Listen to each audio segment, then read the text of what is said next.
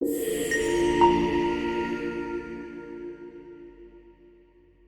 tunnel had the wet breath of a grave.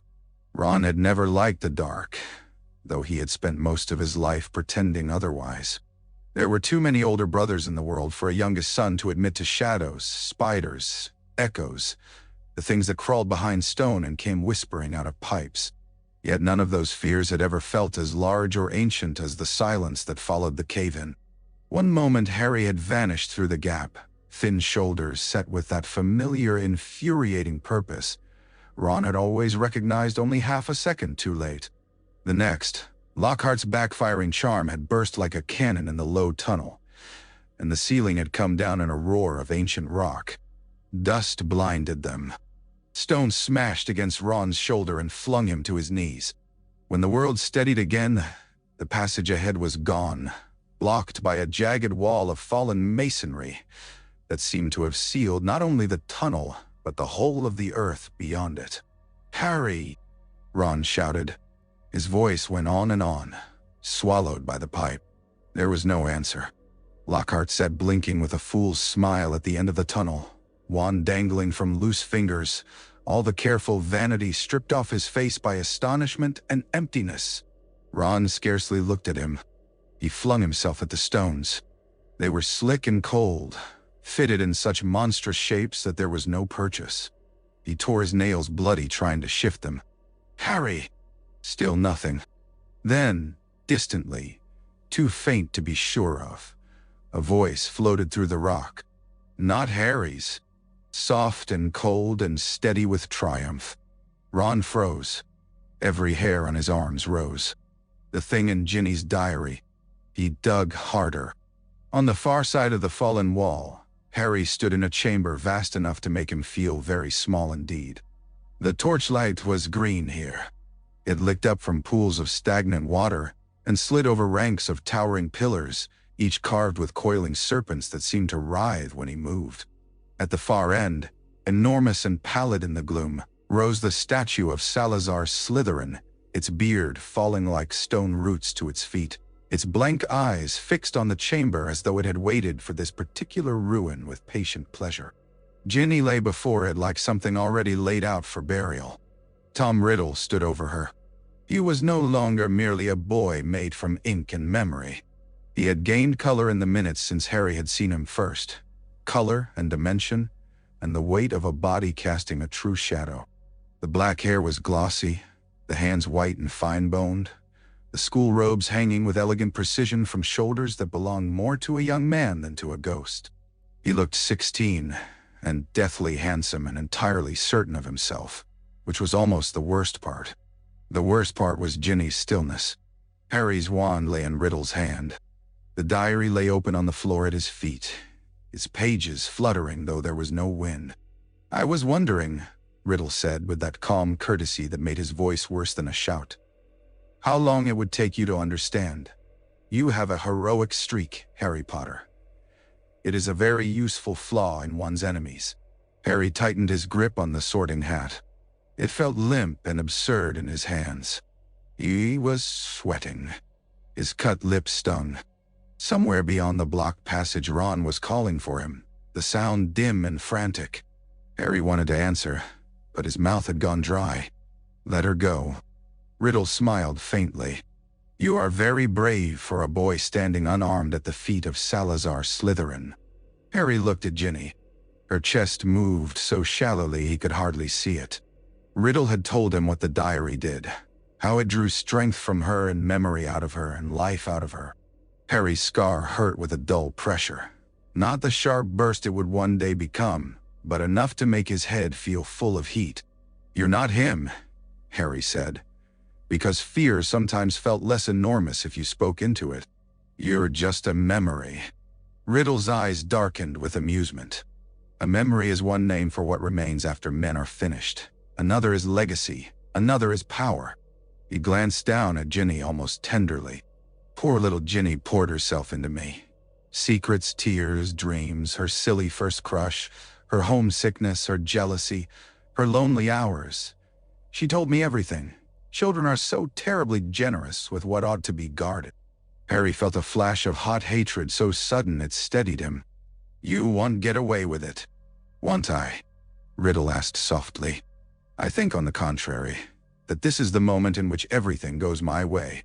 He turned towards the giant face above him and spoke a word. Harry did not understand. The chamber shivered with it. Then the statue's mouth yawned open, splitting the stone beard, and something vast and scaled began to slide from the dark. Harry's body moved before his mind did. He stumbled back, heart smashing at his ribs. The basilisk came down in a long ripple of pale gold and mud-dark green, scales scraping stone with a hideous softness. It was bigger than any creature ought to be, thick as an oak trunk. Eyes milked over one instant later as Fawkes burst from the shadows in a rain of scarlet and gold. The phoenix screamed. The sound sliced through the chamber like a blade. He struck the basilisk's face with furious elegance, talons scraping, beak driving again and again. The great snake reared, hissing a sound that seemed to fill Harry's lungs and empty them. Its head thrashed. Its now blinded eyes leaked white fluid down ridged scales. The phoenix wheeled away, bright as a thrown ember in the dark. Something heavy dropped into Harry's hands. He looked down and saw the sword of Gryffindor blazing dully in the green light, its hilt set with rubies like wet drops of heart's blood. It was far too large. It was beautiful. Riddle laughed. "Kill him." The basilisk lunged. Harry threw himself sideways. The jaws slammed shut where he had been, fangs striking sparks from stone. The force of its body moving past him drove a wind that smelled of rot and old venom. He rolled, came up half-blind with sweat, and swung the sword with both hands. The blade struck scales and glanced off. The snake turned so quickly the chamber seemed too small for it. Fawkes darted in again, harrying its ruined eyes. Harry heard Ron shouting somewhere, a muffled and distant hammering beneath the hissing. He gripped the sword harder, his palms slick. He did not have room to think about dying. There was only the next movement, the next rush of scales, the next impossible mass of living muscle coming at him in the dark. The basilisk snapped. Harry ducked. Its breath washed over his face, carrion sweet. He drove the sword upward. The point tore a groove under the jaw, but not deep enough. The beast convulsed, tail smashing a pillar so hard ancient stone burst apart and rained down in white shards. Harry staggered. Riddle was a pale, still shape beyond it all, hands folded behind his back like a spectator at a school match. "Is this what they made of you?" he called over the din. "A child with a sword and no idea where to put it." The taunt needled into some hard, bright place that had been forming in Harry ever since the first whispered voice in the walls, ever since Mrs. Norris hanging rigid from the torch bracket, ever since he had found Ginny with tears on her face and no explanation. He did not know if it was courage. It might only have been anger. But it carried him forward. When the basilisk lunged again, Harry ran straight at it. He heard Riddle shout something that might have been triumph or warning. He never knew which. The blind head came down, jaws opening, and Harry dropped to his knees and slid in the slime and serpent blood beneath the arc of its strike. The world narrowed to the pale roof of the open mouth above him and the vibrating red line of the sword in his hands. He thrust upward with every scrap of strength in his body. The blade went through the soft palate and into the skull. The basilisk gave a shriek unlike anything Harry had ever heard, a sound too huge for flesh, too full of rage to belong to any natural thing. It reared in death. Harry lost his grip and crashed sideways. The snake's body came down in a titanic convulsion. Stone split. Water leapt from the floor in dark sheets. Something struck Harry beneath the collarbone with the force of a spear.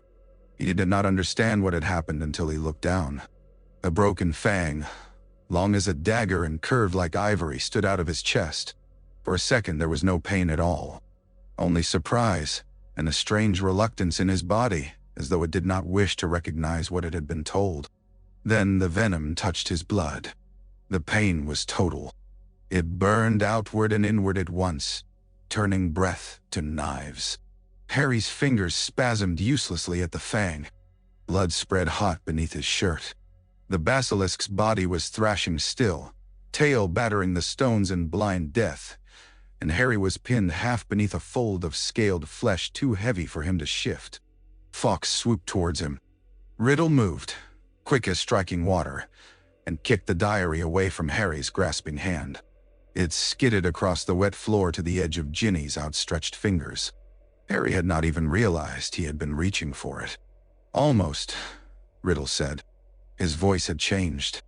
It seemed fuller now, less an echo than a real sound made by a real throat. His face shone with a kind of feverish beauty. He stepped over the dying snake with hands clean and robes unmarked, and knelt by Harry as though by a classmate after a fall in Quidditch. "You have a remarkable habit of spoiling things at the very last instant," he murmured. "It is one of the reasons I wish to see you die properly." Harry tried to say Ron's name. What came out was a cough. Blood spilled warm down his chin. Fawkes landed on the basilisk's corpse and cried, a raw, shivering note. Tears fell. One hit Harry's cheek and ran cool for an instant. Then the basilisk convulsed again, flinging the phoenix back in a whirl of gold and scarlet. Another tear fell upon Harry's wound, but the fang had gone too deep. The venom was already a black river in him. He could feel it in the pounding panic of his heart. Riddle took Harry's wand between both hands and examined it thoughtfully. "I wonder," he said, "whether this is the moment in which the story changes. No triumphant return. No lucky escape. Just a dead boy in a chamber no one can enter." "Nay." Through stone and distance came a sound like an animal battering a cage. "Harry!" "Ron, you." Harry dragged in a breath that barely came. The edges of the chamber were going gray. He looked past Riddle to Ginny. Her lashes did not stir. Her mouth was colorless. There was only one thing left in the world that mattered, and it lay open and ordinary on the floor, no larger than a schoolbook, its empty pages drinking torchlight. He moved his hand. It seemed to take years. His fingers scraped stone. Riddle saw and smiled. "Still trying," he said softly. Harry could not reach the diary. He could only reach the basilisk's dead face, slick with poison and blood. Under his hand, something jagged shifted loose. Another fang, broken shorter than the first, rolled into his palm. Harry closed his fingers around it. His vision narrowed to a bright tunnel. The diary gleamed blackly yards away, impossibly far.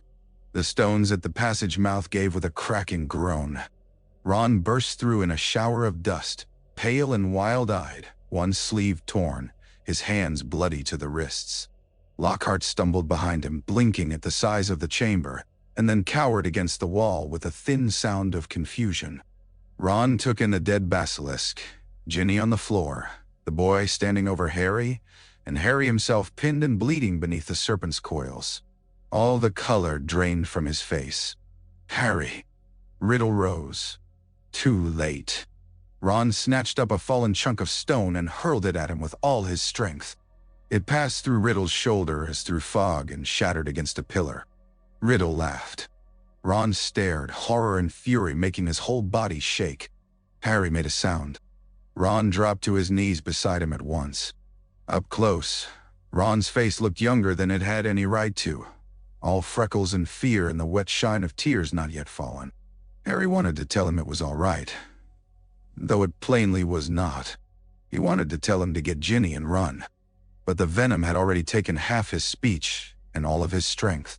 Instead, he lifted the fang in his hand and pushed it, as hard as he could, towards the diary. Ron looked from Harry's face to the black book and understood in the same instant. That was Ron's gift, though people mistook it for slowness because he was often the last to speak. When the thing that mattered finally stood clear, he understood it with his whole soul. He lunged for the diary. Riddle shouted, the first truly uncontrolled sound Harry had heard from him. The chamber darkened. For a heartbeat, the half-made body of the memory sharpened, as though gathering itself to strike. Ron seized the diary with one hand and drove the basilisk fang into its center with the other. Ink burst like blood. Riddle screamed. It was the scream of a thing being torn from itself. The sound of rage, discovering that it had limits after all. The beautiful face convulsed. Light bled out of him in ropes. Ginny jerked on the floor and sucked in a terrible thin breath. The diary writhed in Ron's grasp, pages flapping madly, then collapsed inward around the fang as if the paper had become a wound. Riddle's hands flew to his chest. He looked, just for a second, not young and splendid but appalled. His eyes found Harry's. There was hatred in them, and astonishment, and a promise that seemed too old for a schoolboy's mouth. Then he came apart in black smoke and ink and nothing at all. The chamber went still. Ginny moaned. Ron crawled to her, then back to Harry, then to Ginny again, as if he could not understand how to choose where to put his hands first. Ginny, wake up. Harry, hold on, just hold on. Fawkes landed beside them. Tears fell, bright and desperate. One struck Harry's throat, another his lips. They cooled the fire but did not put it out. Harry could feel himself slipping beneath it into a place where pain was no longer sharp because it was becoming distant. Ginny's eyes fluttered open. She looked around with no comprehension at first, then saw Harry and made a small broken sound that seemed far more terrible than screaming. "I'm sorry," she whispered, though no one had asked it of her. Ron gathered her against him, still reaching blindly with one hand for Harry. The gesture nearly undid him. He was trying to hold them both. Harry wanted to laugh, and could not. The ceiling of the chamber above the pillars had begun to brighten in a strange gold wash. Fawkes was singing now, the note threading through stone and blood, and the ruin of the great snake. It was not a song of rescue. It was a lament, and there was too much wisdom in it for Harry to find comfort. He looked at Ron. Ron's face blurred and sharpened and blurred again. Harry thought of the train and the sandwiches and the night on the chessboard, saying there must be some way they could all live. He thought of Hermione with her hand always half raised. He thought of Hagrid's enormous arm around his shoulders. He thought, absurdly, of the warm square of sunlight that fell across the Gryffindor dormitory floor in the mornings. "Tell," he said, and had to stop for breath that wouldn't come. "Tell them." Ron bent so close his tears dropped onto Harry's face. Tell them what? Harry was no longer sure.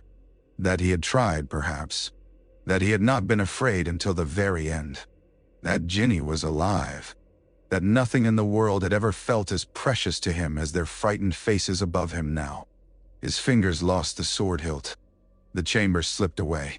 Fawkes gave one piercing cry that rose like fire to the unseen heights of the castle. And in the hospital wing far above, Albus Dumbledore looked up from the stillness of his own return and understood that he was too late.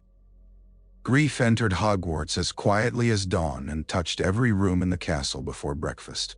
It was in the way students lowered their voices in corridors that had never really tolerated silence before. It was in the untouched plates at Gryffindor table, the one place left empty without anyone discussing whether it ought to be filled. It was in the hospital wing, where Hermione woke from her petrification with the stiffness of a body that had been absent from itself too long, saw Ron's face, and understood before he opened his mouth. The scream she gave then haunted him long after everything else should have drowned it. Dumbledore came down to the chamber himself before the Ministry could forbid it. Fawkes carried him through the darkness in a burst of gold and heat that made the ancient place look for one brief instant like a cathedral consecrated by fire. He stood with the hem of his robes darkened by serpent blood and looked upon the dead Basilisk, the ruined diary, the smear where memory had ceased to be, and the boy upon the stretcher conjured by Madame Pomfrey's shaking wand. Ron had never seen the headmaster look old before. Tired, yes. Amused, often. Terrible. In flashes, one felt more than saw, but age had always seemed not to touch him. In the chamber it settled visibly on his shoulders. When he bent over Harry's body, his hand hovered above the blackened wound and did not quite touch. Fawkes made a low, keening sound and buried his face in Dumbledore's sleeve. "This," Dumbledore said at last, very softly, looking at the diary with the fang through its heart, "was no ordinary object." Nobody answered. Ron did not think anyone could. Ginny lived. It took 3 days for that fact to begin to feel less impossible than Harry's death, and even then it came to them with conditions. She woke crying out in the night. She refused mirrors. She would not be alone with ink or paper. If a whisper reached her through a wall, she went white at once, as though the castle itself had teeth. Molly Weasley stayed beside her bed until Madame Pomfrey all but threatened to stun her for exhaustion. Arthur moved through the wing with a carefully controlled face that terrified Ron far more than shouting would have done. None of them blamed Ginny. That almost made it worse. Molly blamed herself for the diary, for not seeing, for trusting, for having too many children and too little time. Arthur blamed Lucius Malfoy as soon as the story of Flourish and Blots came out. Ron blamed the stone wall. Hermione blamed the whole unkind geometry of chance that had left her frozen while the others were moving.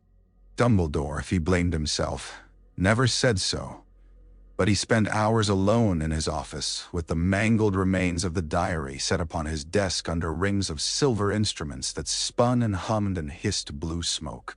Severus Snape saw it once when he came in with a sneer prepared and left with the sneer gone. Minerva McGonagall saw it and did not speak for several minutes afterward. The thing had a gravity all its own.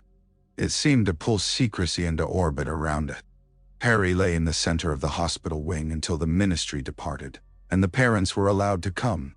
The Dursleys did not. Dumbledore wrote. Vernon Dursley sent back a reply so short and cold that even Minerva, who had long ago made peace with the narrow failures of Muggles, shut her lips around several uncompromising words when she heard. Petunia sent nothing at all.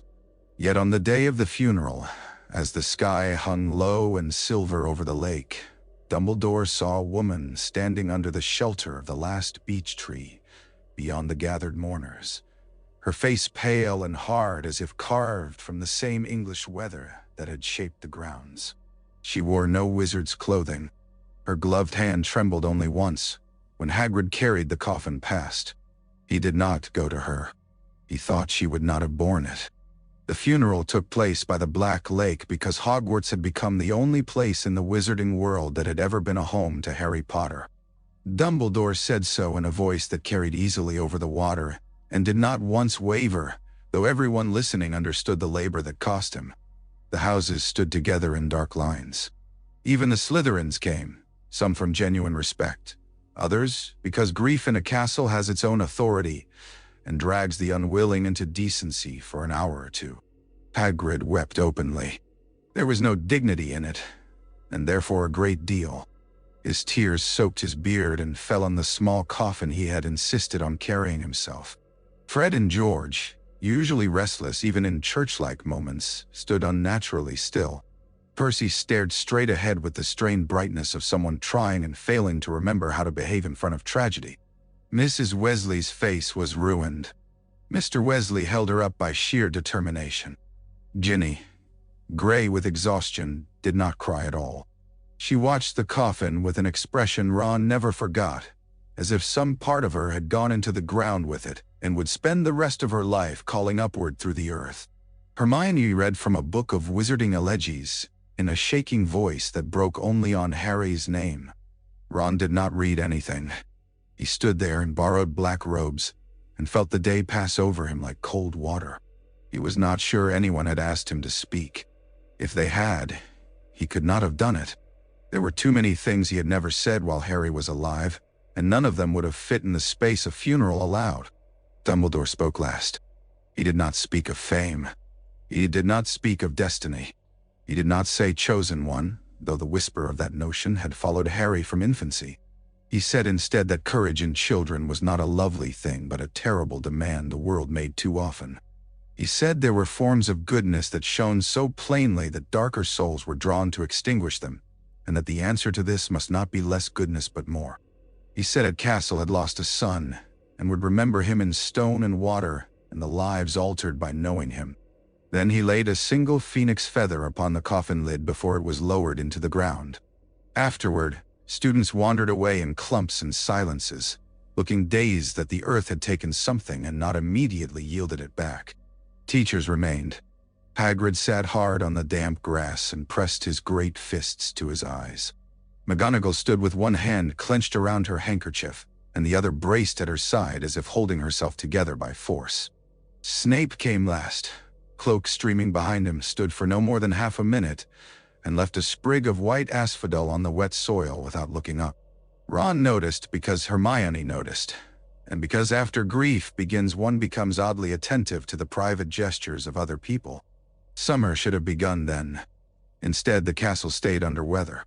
Lucius Malfoy was not imprisoned. The ministry moved too slowly and feared too much. But he was publicly rebuked, privately watched, and banned from Hogwarts by Dumbledore's personal decree. Arthur Weasley wanted more than that, and nearly came to blows in the atrium before Kingsley Shacklebolt quietly intervened. Arthur's temper, once raised, was frightening precisely because he was ordinarily so mild. Ron learned then that fury and gentleness were not opposites but neighbors. On the last evening before the train left for King's Cross, Dumbledore asked Ron to come to his office. The room smelled of parchment and lemon and old smoke. Sunlight bled through the tall windows and copper bars. The broken diary sat enclosed in a glass case on the desk, the fang still through it, the page around the wound browned and shriveled, as though burned from within. Ron could not look at it for long. Dumbledore did not ask him to.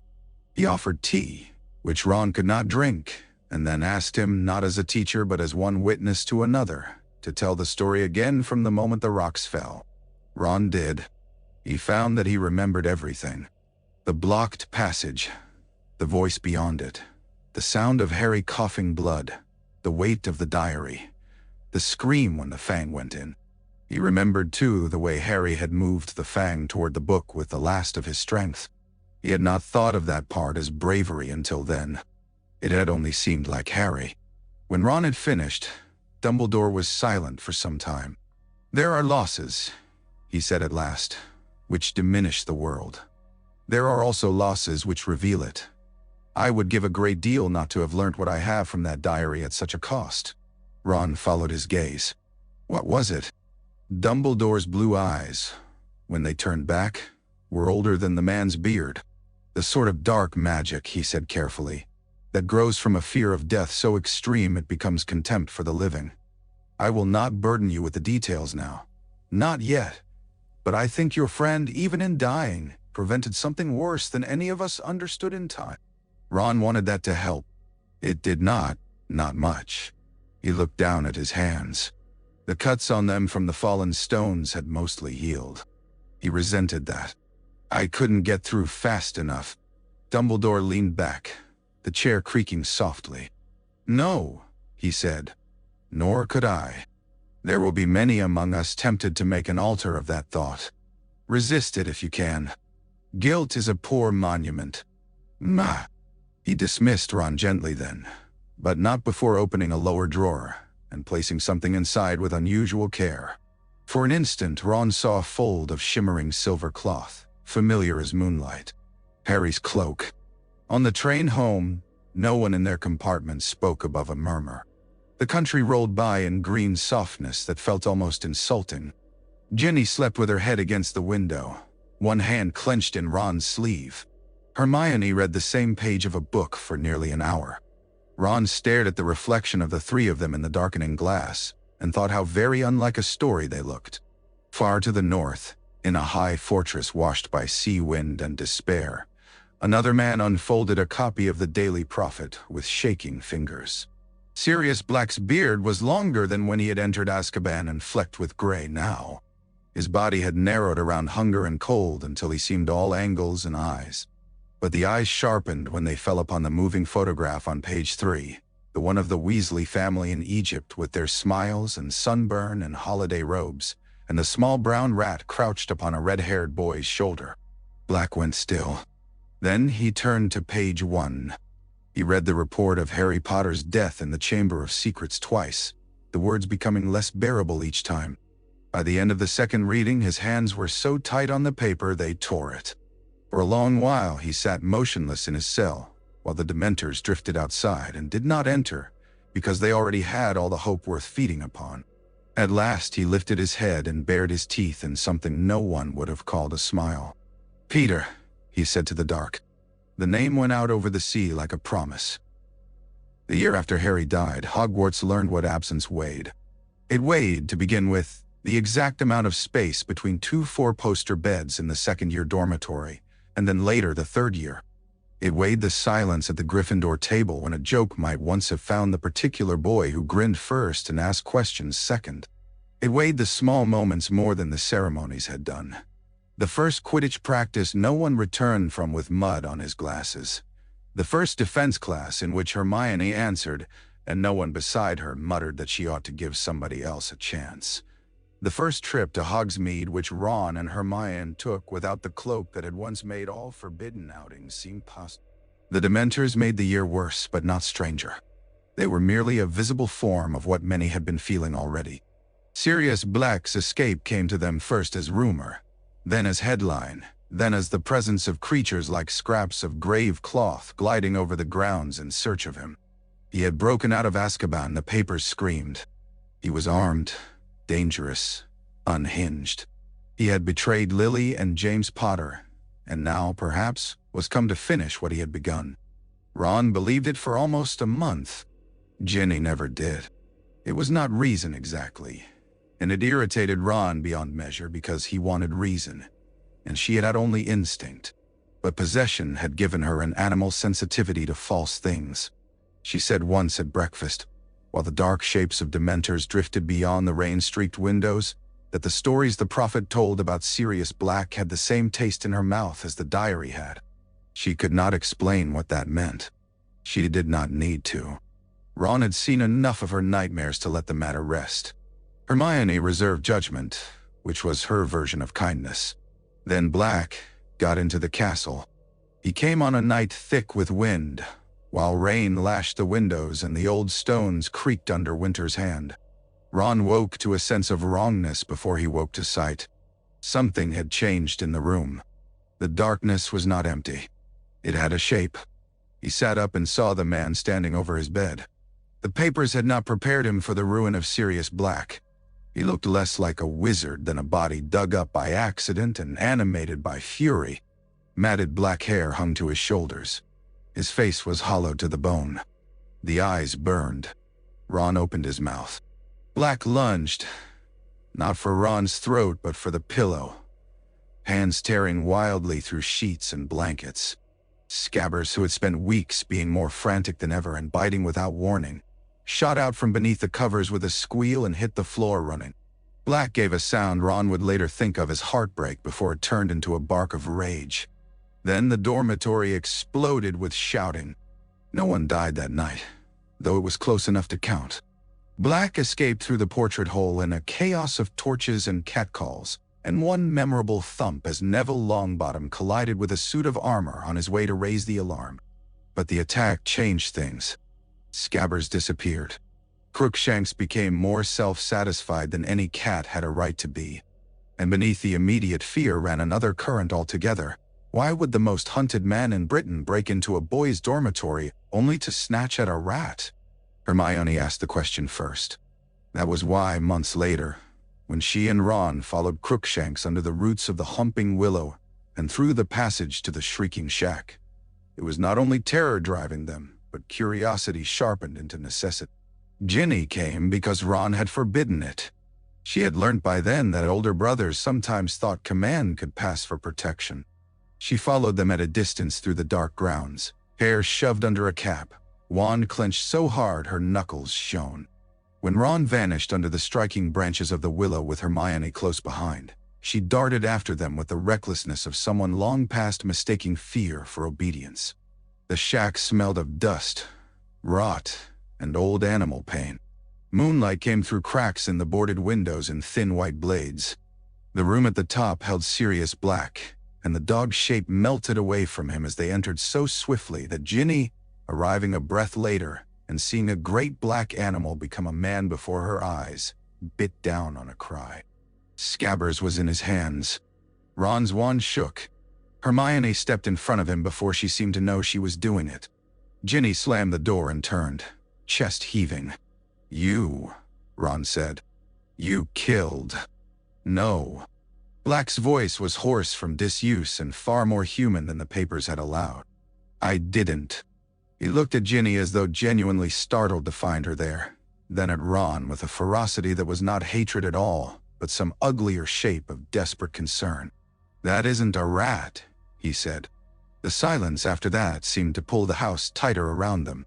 By the time Remus Lupin came into the room, out of breath, wand raised, eyes full of too many years, it had already begun. Black's story came in broken, fierce pieces. James, Lily, Peter, Dottie. The Fidelius charm, the switch nobody had known, the explosion in the street, the finger left behind, 12 years in Azkaban with the truth gnawing him alive, and the photograph in the Prophet finally showing him Peter Pettigrew alive and crouched on Ron's shoulder in the sun. Lupin's face changed as he listened. Ginny saw the moment belief overtook horror. It did not soften him. If anything, it made him more frightening. He turned to Scabbers, struggling in Black's hands, eyes bulging, and said in a voice that trembled only once, "If you have lived this long in another form, Peter, you can manage one more transformation." The rat tried to bolt. Black threw him. He hit the floor. Lupin's spell struck. There was a flash, and Peter Pettigrew lay gasping on the boards. If Black had looked ruined, Pettigrew looked unfinished, as though cowardice had eaten away his proper shape. He was small and soft and damp with sweat. His eyes darted about the room, seeking the weakest place in it. When they found the children, he began to cry at once. Ginny had not known until then that disgust could feel so clean. Pettigrew begged. He appealed by turns to friendship, pity, shared school days, mercy. He wept over James' name. Black answered with a silence more lethal than curses. Lupin's face had gone remote and terrible.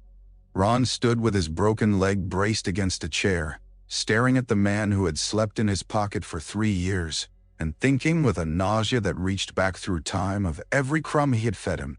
"What do you want us to do?" Hermione asked suddenly. Everyone looked at her. It was not a child's question. It was the question of law and justice, and whether rage had any right to call itself righteousness merely because it wore a good man's face.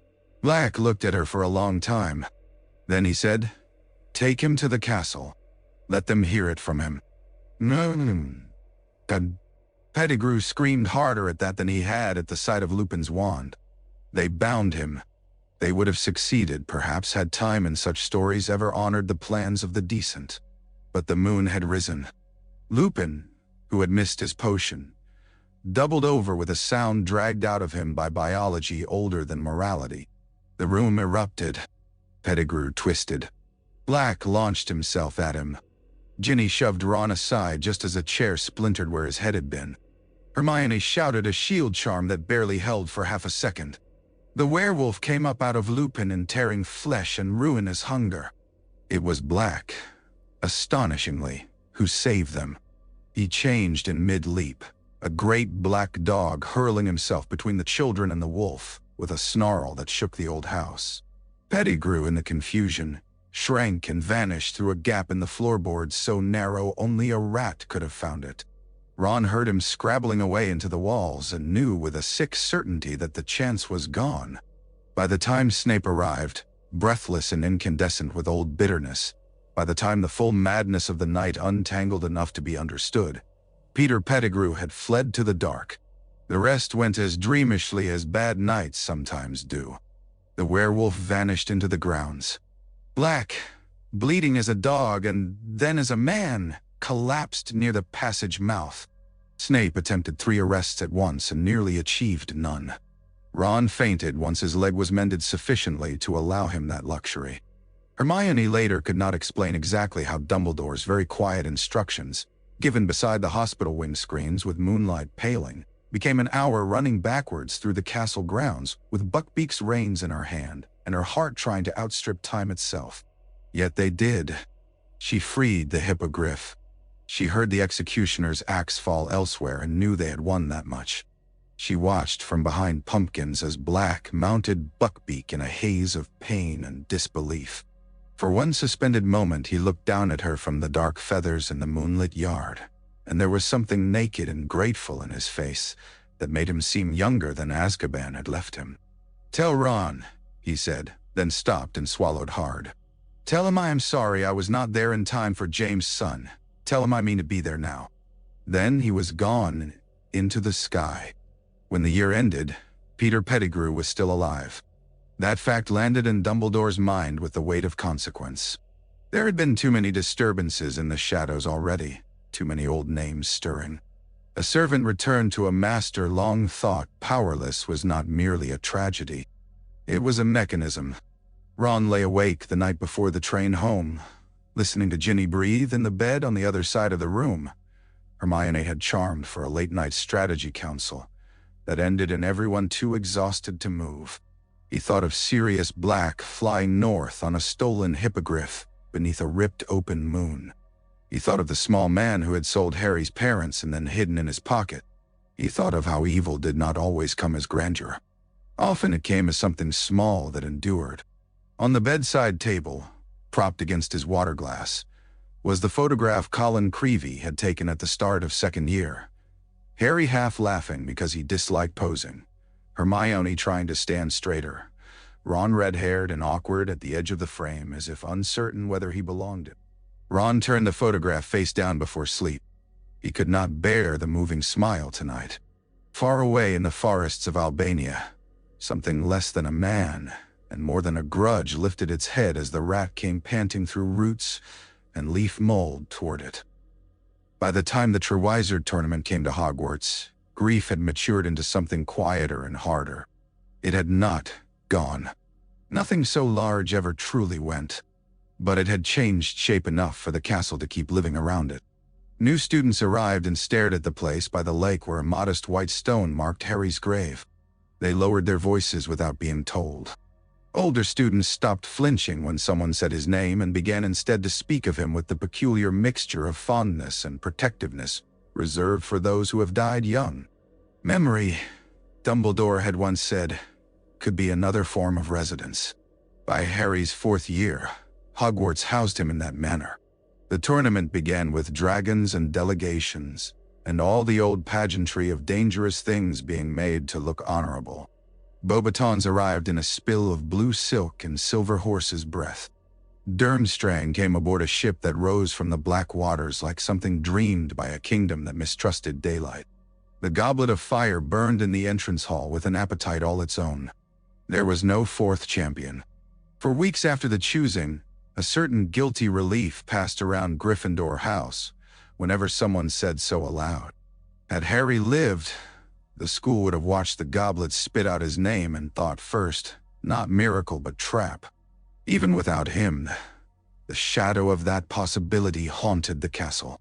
When the champions stood before the school, Cedric Diggory for Hogwarts, Fleur Delacour for Beauxbatons, Victor Crumb for Durmstrang, there was applause and admiration, and beneath both a tension one could not quite name. Cedric bore it best because Cedric bore almost everything well. He had grown taller since third year, his features sharpened from handsome to striking without any corresponding increase in vanity. He was kind in the way that handsome boys often were not, easy in his own skin, alert to the embarrassment of others, quicker to laugh with than at. He spoke to younger students by name. He held doors. He blushed when praised. Cho Chang watched him with the quiet, aching concentration of a person keeping company with hope after it had already taught her what loss felt like. Ron liked him more than he wanted to. That, perhaps, was why he liked him in earnest. Cedric came to Gryffindor Tower sometimes during tournament season, ostensibly to consult Hermione about obscure points of magical theory or to borrow a book from one of her tottering stacks. In truth, he came because pressure made him lonely, and the three people who understood that best were Ron, Hermione, and Ginny. They sat by the common room fire with plans spread between them while the room buzzed around the edges.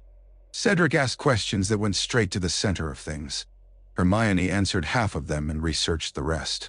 Ron contributed tactical objections that often turned out to be right. Ginny, who had long since shed the shy silence Harry had first known in her, supplied hexes none of them had considered and a ruthless practicality Cedric admired without pretending otherwise. Once, late and drowsy with firelight, Cedric glanced toward the boys' staircase and said, not awkwardly but with real reflection, he'd have liked all this, wouldn't he? The mad parts anyway. Nobody needed to ask who he meant. Yes, Ron said. Cedric smiled at the flames. Then I'd better try not to embarrass Hogwarts. He won the first task by nerve and speed, the second by a patient refusal to panic underwater, and the third by surviving a maze that seemed built from the private nightmares of every judge involved. Moody, scarred, vigilant, unnervingly keen upon Cedric's progress, offered advice with suspicious generosity. Dumbledore watched the man more often than he watched the champions, which Hermione noticed and disliked. On the evening of the final task, the maze loomed under torchlight as if the school had grown a dark green heart full of teeth. Ron sat high in the stands with Hermione and Ginny and found, as the whistle blew and the champions disappeared between the hedges, that he was gripping the rail hard enough to hurt. The crowd around them rustled, shouted, fell silent, rose into fresh noise. The hedges trembled now and then with spells or screams or movement. Red sparks shot up once where Fleur was rescued, pale and shaking. Victor did not return. The moon climbed. Cedric remained inside.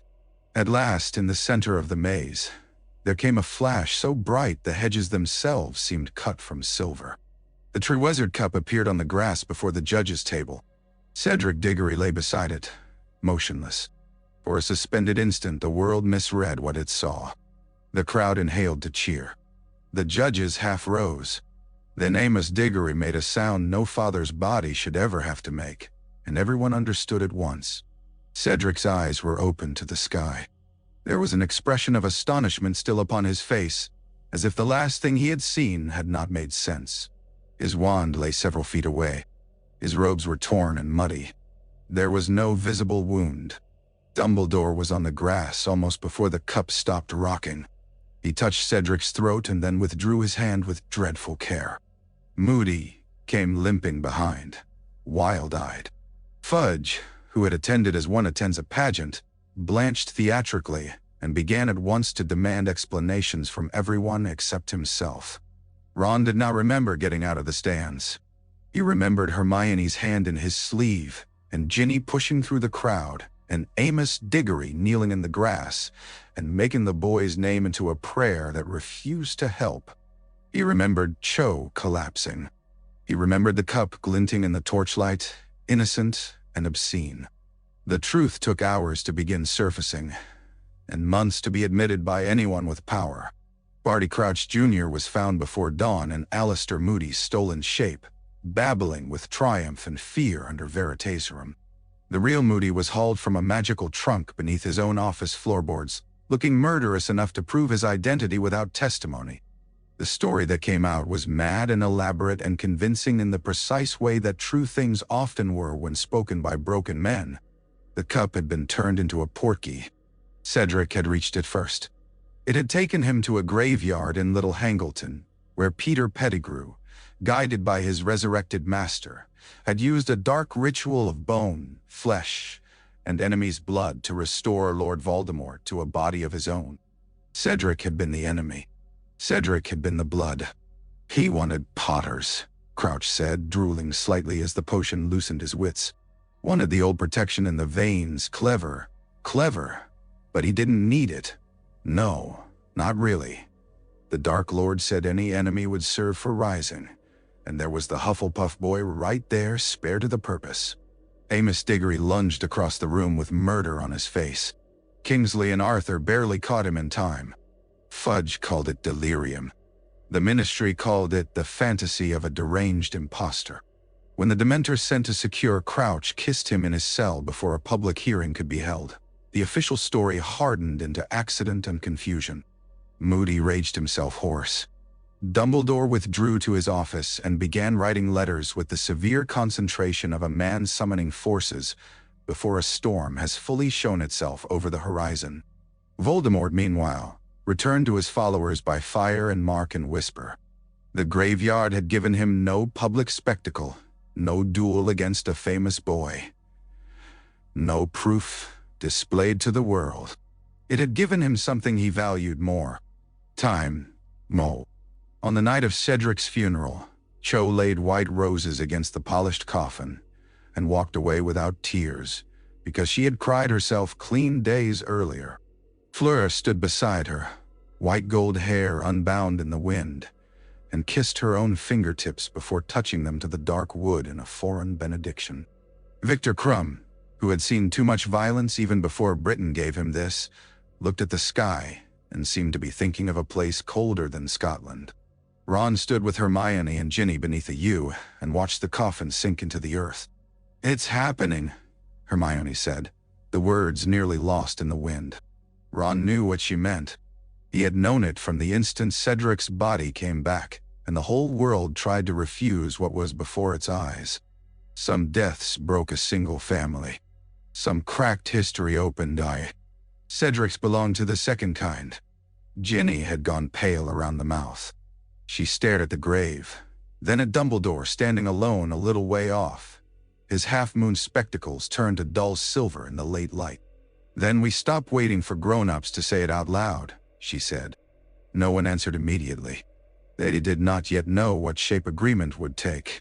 But the words remained among them afterward, warm as a coal under ash.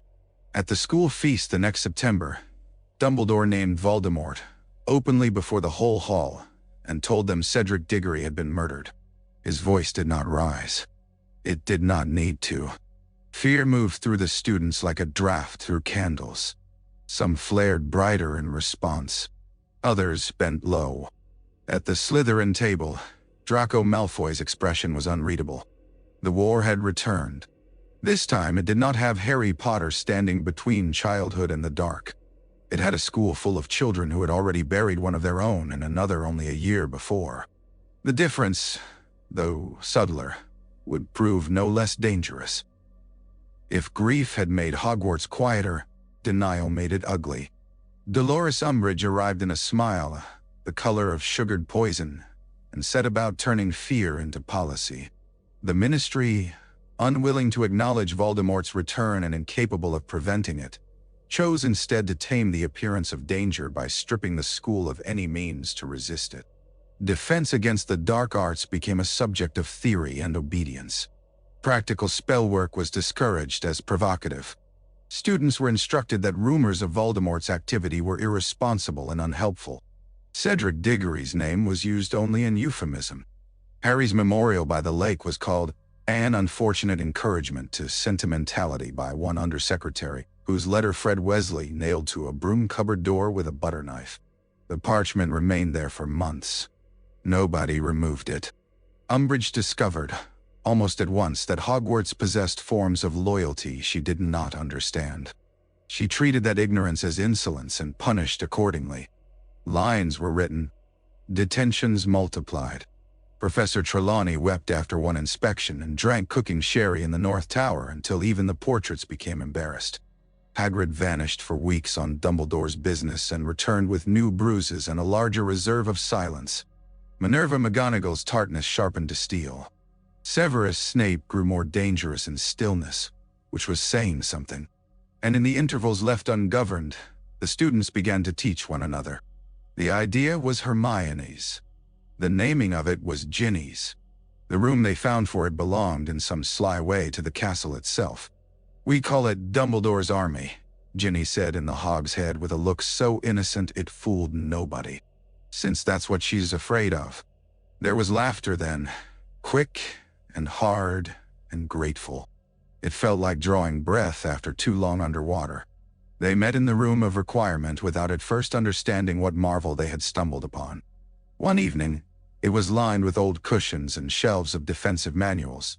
Another night it contained dummies already marked with curse damage from previous generations of desperate students.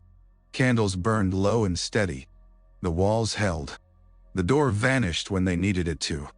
Ron thought often, in those first meetings, how ridiculous it would have sounded 2 years earlier if someone had told him he would one day stand in front of a room full of students and demonstrate disarming techniques while Hermione corrected his footwork and Ginny supervised the jinx tables with terrifying Yet, there he was.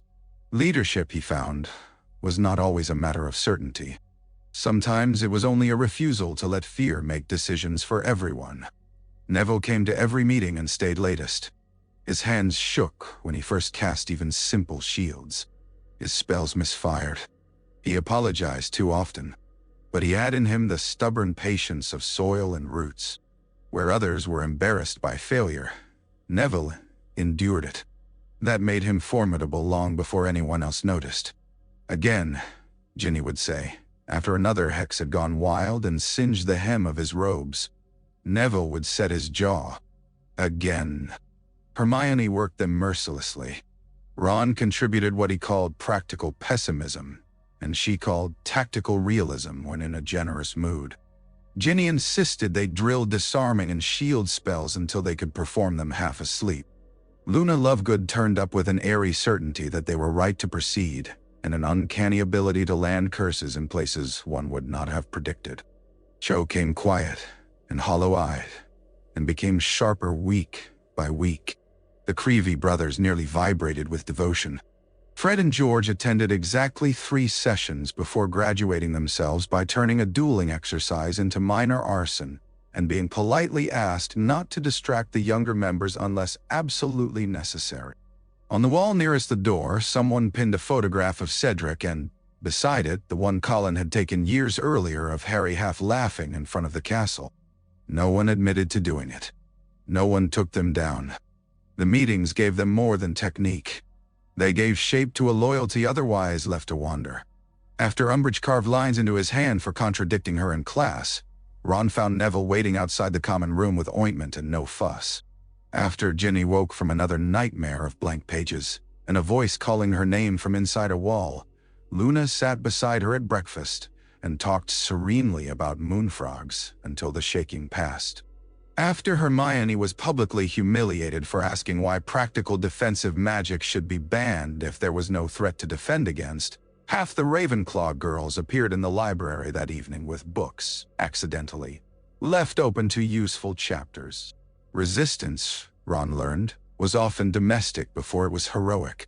That winter Dumbledore asked Hermione to stay behind after a meeting of the Order held at headquarters. Number 12. Grimmauld Place had become a house trying very hard not to remember what it had been built to admire. The curtains stayed drawn. Portraits muttered. Creatures skulked with mutinous efficiency and developed, to everyone's astonishment, a furtive fondness for Ginny after she threatened him so fluently on her second visit that he afterwards referred to her as the fierce young mistress with equal parts dread and approval. Sirius Black moved through the house like a man neither free nor imprisoned but made restless by both conditions. Azkaban had not left his body kindly, yet some color had returned to him, some recklessness too. He loved the young people in the house with the intensity of a man who had lost too many and expected to lose more. Sometimes that love made him wise.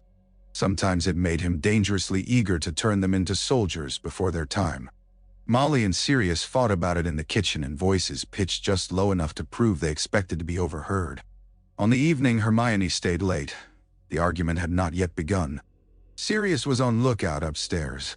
Ron and Ginny had been sent to fetch potion ingredients with Tonks.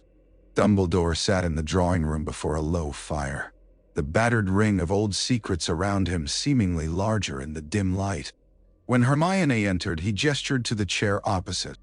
"I am afraid," he said, "that I am about to burden you."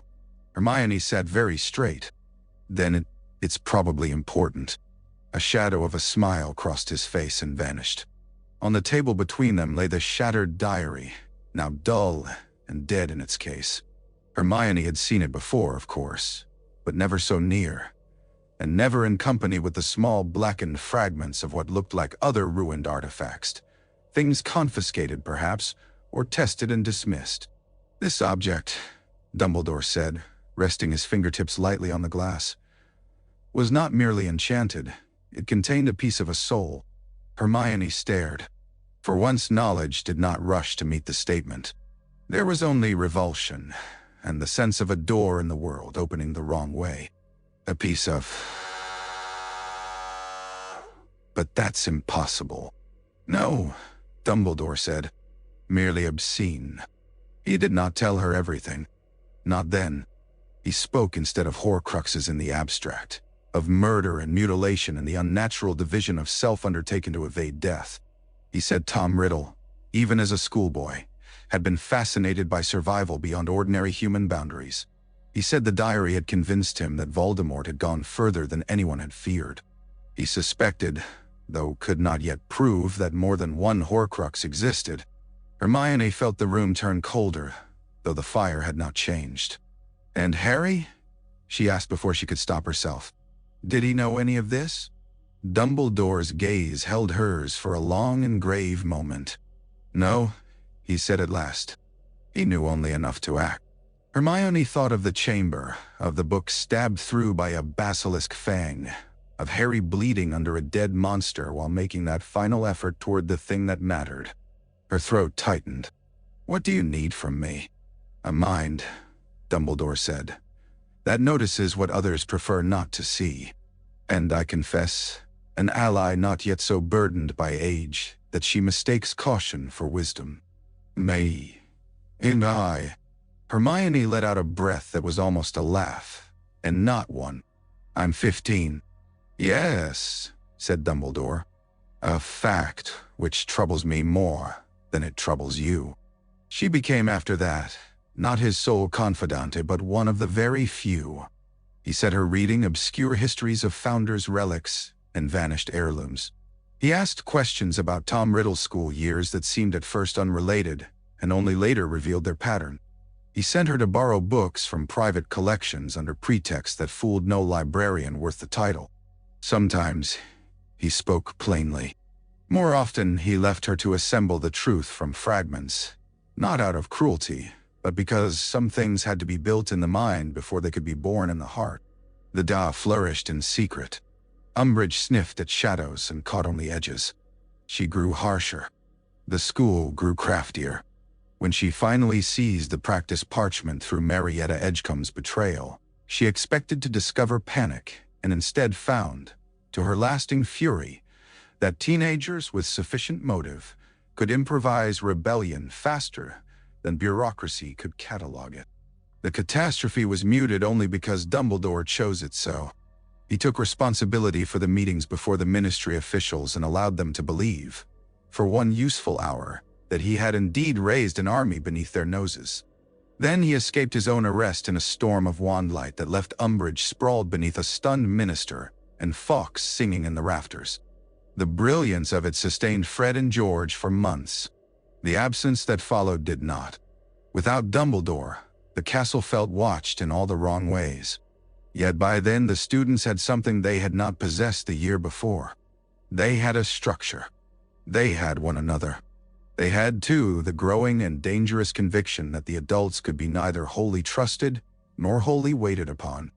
In the spring, as the first green came back to the grounds, Ron stood by Harry's grave after curfew with Ginny beside him. Someone had left a bunch of wild daffodils against the stone. The lake moved blackly under the moon. "You know," Ginny said into the dark, "I used to think if he'd lived, everything would sort itself around him because that's what stories do. There's a person and the story knows to follow them." Ron said nothing. She dug the toe of her shoe into the wet earth. But he didn't. And the story kept going anyway. "Nay. Nidam Gea Cherry. Nabrein Gusha of Friar." Ron looked at the white stone, simple and stubborn against the grass. "Maybe that's the point." Ginny turned to him. In the moonlight, her face looked older than 16 ought to allow. "What point?" "That it was never his job alone." The wind ran over the lake and through the trees. Somewhere in the castle, behind walls that concealed and remembered 1,000 generations of frightened children, a door with no fixed place opened for a group of students who had decided to learn how to fight. Voldemort's return changed the character of dread. Before, fear had felt like weather, irrational, enveloping, impossible to grasp. After the ministry finally admitted what the whole country already knew, after disappearances multiplied, after masked figures were seen in lanes and at lonely crossroads, After the Daily Prophet turned from evasion to alarm with the obscene speed of institutions saving themselves, fear became logistical. It involved safe houses and passwords and the timing of owl posts. It involved parents deciding whether to send children back to school and children going anyway, because refusing felt too much like surrender. Dumbledore returned to Hogwarts in the autumn with a blackened right hand and a new professor in tow.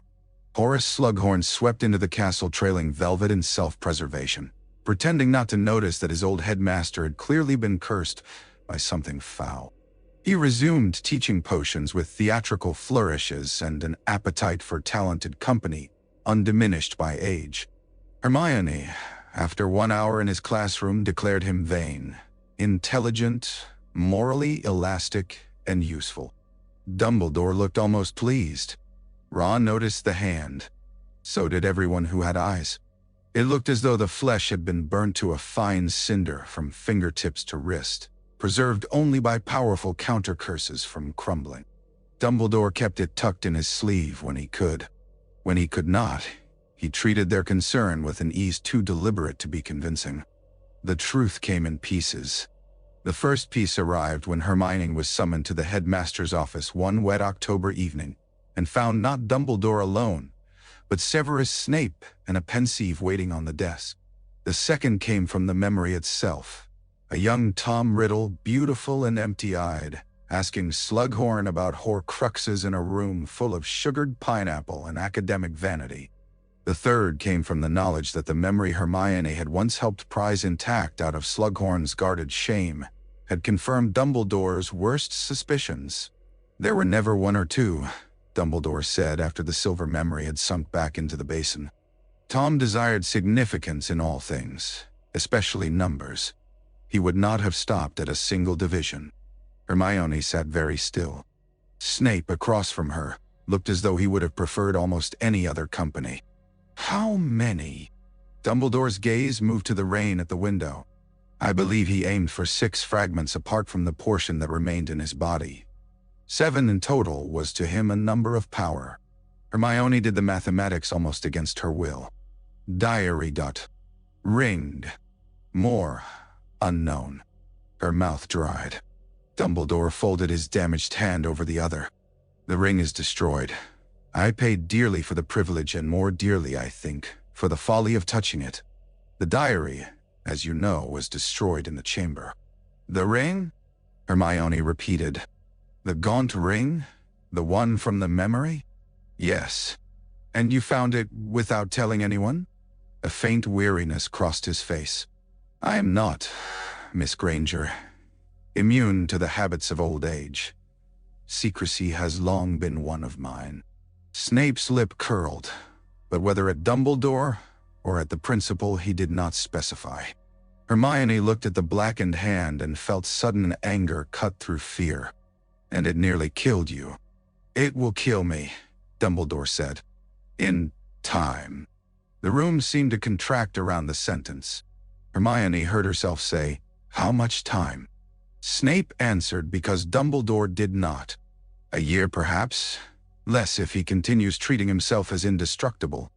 Dumbledore inclined his head in mild acceptance of the rebuke, which is why we must proceed with a haste that remains, I hope, wiser than my own.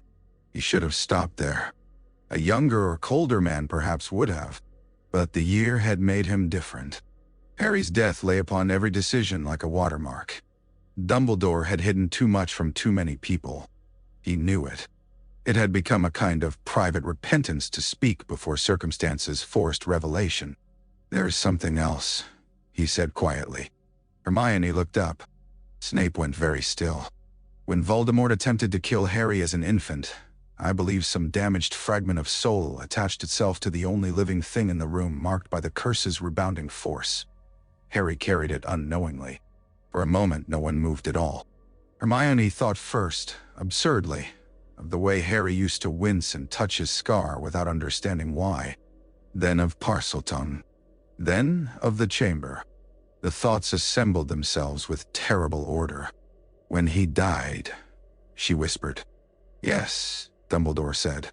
His voice had roughened. That fragment died with him. She stared at him across the desk. horrified not only by the revelation but by the sorrow with which he bore it. The idea that Harry had been carrying some hidden contamination of Voldemort all along did not lessen his goodness. It made it more miraculous and more cruel. Ron took the news worse. He did not rage. Hermione almost wished he had. Instead, he sat on the edge of one of the high chairs in Dumbledore's office after being told and stared at the floorboards for such a long time that the ticking silver instruments became unbearable. Ginny stood behind him with one hand on the chair back and said nothing. She had gone pale, but not surprised. Possession had taught her how evil could live inside an ordinary-looking body and speak in the voice of your own thoughts. So he was killing it from the start, Ron said at last. Dumbledore closed his eyes briefly. No, do not do him that injustice. Harry was not made for sacrifice. He was a child upon whom terrible things were laid. That he died destroying one fragment of Voldemort's soul is true. It is not all he was. Ron nodded once, hard, as if bracing under a blow. If Dumbledore had wished to spare them further burdens, the castle would not have cooperated. Draco Malfoy moved through that year like a candle burned from both ends. The old sneering confidence had thinned into something pinched and sleepless. He flinched at unexpected sounds. He lingered too long in dark corners near a battered vanishing cabinet in the room of requirement, which Filch complained of and McGonagall dismissed as skulking until Hermione mentioned it to Dumbledore and saw his expression tighten. Twice students nearly died by cursed objects meant for the headmaster. Once Ron drank mead poisoned for Slughorn's table and spent a night in the hospital wing so close to death that Hermione sat rigid by his bed while Ginny paced the corridor with murder in her face. Slughorn, sobered at last by consequence, gave up the remainder of his evasions. Snape's antidote worked in time. Ron awoke to the sight of Hermione asleep with her cheek on his blanket, and Ginny threatening the heavens in a whisper. At Spinner's End, meanwhile, Narcissa Malfoy went through the dark to beg. Bellatrix stalked beside her in feverish outrage. Severus Snape listened, made an oath he had perhaps already intended in another form, and sealed Draco's fate and his own beneath a witness moon. The year tightened. Dumbledore took Hermione with him one night in June, because there was no longer any sense pretending innocence would return if he denied her the last lessons. They flew by broom and apparition and boat to a cave on the coast where the sea crashed below like something trying to batter the world open.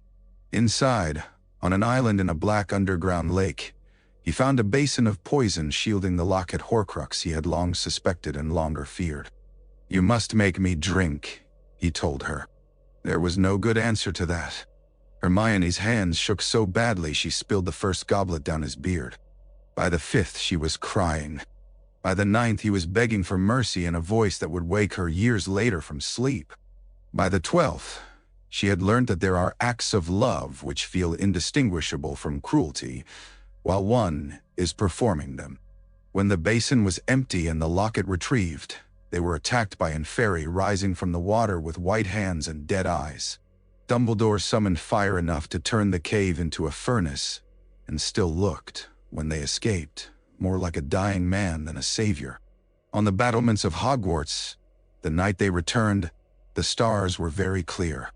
"It will not be long now," Dumbledore said as they crossed the grounds, leaning more heavily on Hermione than either of them mentioned. "For what?" "For the moment at which the young must carry what the old have failed to set down." Hermione wanted to answer that he had not failed. The black hand in the moonlight made the lie impossible. Above them, unseen, a window in the astronomy tower stood open to the night. The locket in the cave was false. Dumbledore knew it before he spoke, because the note folded within was written in a hand that belonged not to Voldemort but to someone else entirely, and because the triumph in evil objects always felt different from this. This felt like having arrived a heartbeat too late to a door already opened by another desperate hand. R.A.B., the letter signed. Hermione read the initials over the headmaster's shoulder while the broomstick shuddered under them above the dark grounds, and thought at once of Grimmauld Place, of old family tapestries, of names Sirius had said with contempt. But they had no time for recognition. Dumbledore was barely upright. His face was gray. The poison and the curse between them had hollowed him into a shape built from will alone. As they reached Hogsmeade and crossed toward the school under cover of darkness, the dark mark blossomed above the astronomy tower in a spill of sickly green. Hermione felt Dumbledore's weight grow heavier on her arm. "Listen to me," he said. "The command quiet and absolute. Whatever happens, you are not to reveal yourself until you are certain you can alter the outcome. Panic is not intervention." "Sir, do you trust me?" She almost said not enough. Instead, she heard herself answer, "Yes." They climbed. The tower was all wind and stone and moonlight. Draco Malfoy stood at the top with his wand leveled and his face drawn to a point by fear. He had succeeded. Behind him, through the vanishing cabinet he had mended with obsessive secrecy and shaking hands, Death Eaters were entering the school. Dumbledore did not raise his own wand. That, more than anything, told Hermione how weak he was. Hidden beneath the cloak in the shadowed turn of the stair, she watched him straighten as best he could, and addressed Draco not as enemy, but as a boy standing at the lip of the world. "You are not a killer," he said. Draco's hand trembled violently. "Don't say that." "Why not? It is true. I have to do it." "No," said Dumbledore. "You have been ordered to do it." The distinction struck like a thrown knife. Draco's mouth twisted. He had never looked younger. Words spilled out of him then, about the cabinet, the cursed necklace, the poisoned mead, the impossible demand laid upon him by a master who punished failure with family death. Bellatrix's laughter sounded below somewhere in the corridors.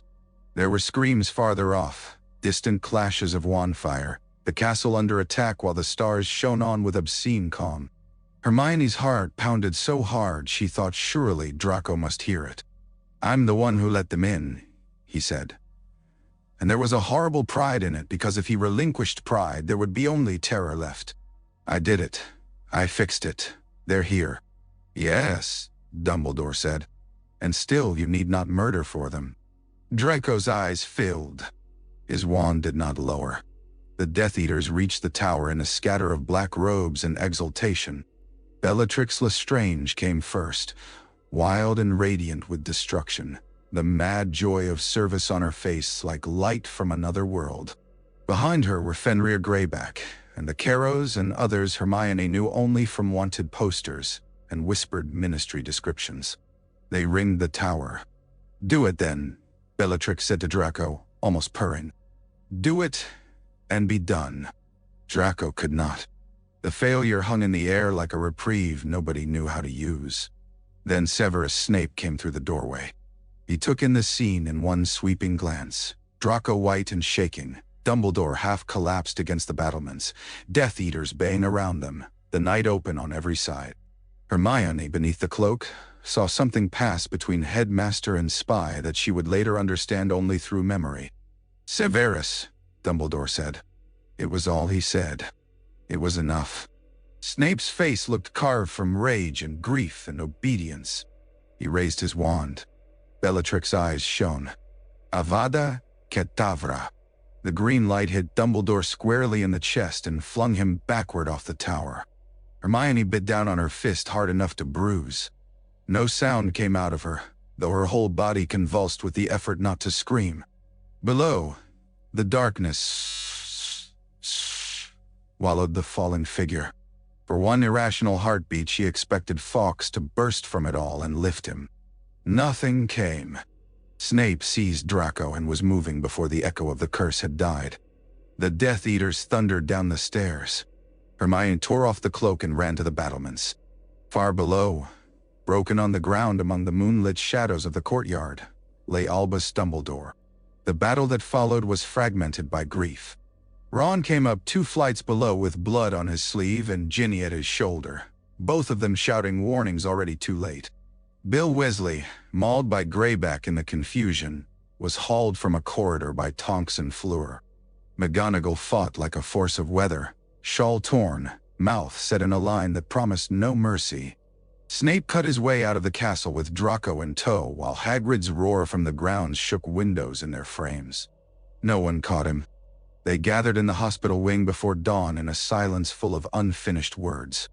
Hermione had been crying so long and hard that now no tears remained, only a salt soreness and an exhaustion that felt chemical.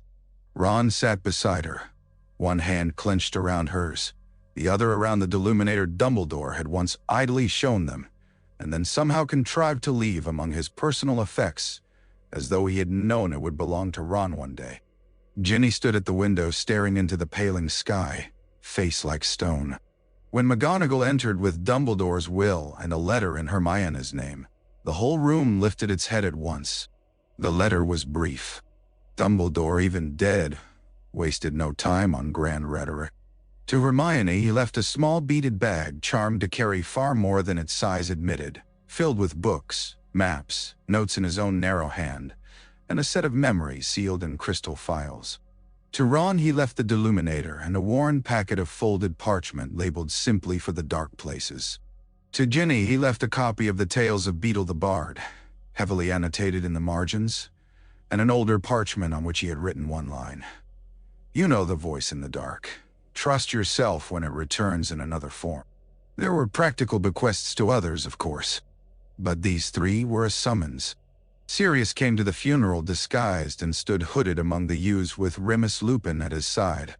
When the coffin was lowered, black this time, and far heavier in every sense than Harry's had been a handful of years before, the whole school seemed to bow under the knowledge that a central pillar had been removed.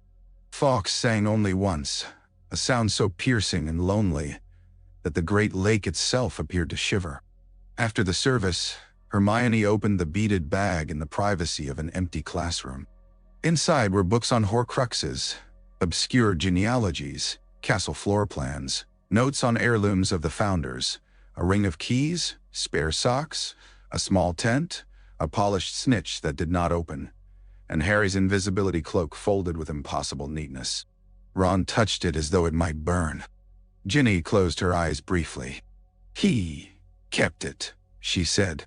"For us," Hermione replied. Ron unfolded his packet of parchment. Dumbledore's hand moved across the first sheet in patient ink. "If you are reading this, then events have gone as I expected or feared. Take courage from the fact that fear and expectation are often neighboring countries. Voldemort cannot be killed while his soul is anchored elsewhere. The diary and ring are gone.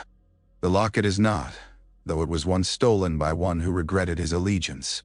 The cup and something of Ravenclaw's remain likely targets. Nagini, I believe, is no longer merely a pet. Trust Severus where he gives you reason to do so, though not beyond necessity. Trust one another beyond comfort." Ron lowered the pages. Hermione had gone white. Ginny looked suddenly more alive than grief allowed, as if purpose had lit behind her skin.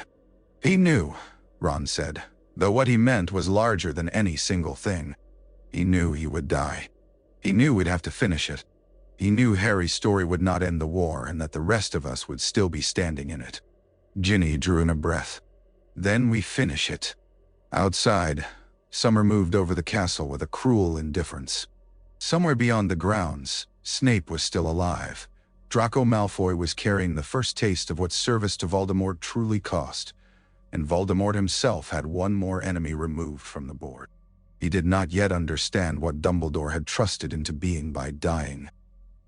They left before Bill and Fleur's wedding was over. The decision had been made long before then, of course. Dumbledore's notes had turned resolve into itinerary. But war makes departures indecent. There is always some table still laid, some glass still wet, some person in the middle of saying a thing they imagine will continue after they leave. Ron remembered only fragments afterward. Mrs. Weasley's too bright smile at the cake, Charlie laughing too loud, Fleur's parents pretending not to see the tension in every adult shoulder, the Patronus that burst through the evening saying the ministry had fallen, and Scrimgeour was dead, and they were coming. Then flight. The first weeks on the run were defined less by action than by attrition. Safe houses were no longer safe once used. The taboo on Voldemort's name turned language itself into risk. They moved by apparition and countryside, and whatever Dumbledore's notes suggested might still be hidden from ministry eyes. The tent in Hermione's beaded bag became a small artificial normality in ruined meadows and winter woods. Inside it there were lamps and blankets and shelves charmed into being. Outside, Britain tightened under occupation. Ginny should not, by every sensible measure, have come. She was underage still by a matter of months when they set out. Molly wept with fury at the idea. Arthur argued, then stopped arguing when he saw her face. Ginny herself did not plead. She said only that she had once been used by Tom Riddle, that she knew the texture of his lies better than anyone alive, and that she would not sit inside school walls again waiting for boys to go into darkness on her behalf. That ended it. Ron discovered, to his enduring surprise, that traveling with his sister was less disastrous than expected and more exhausting in entirely different ways.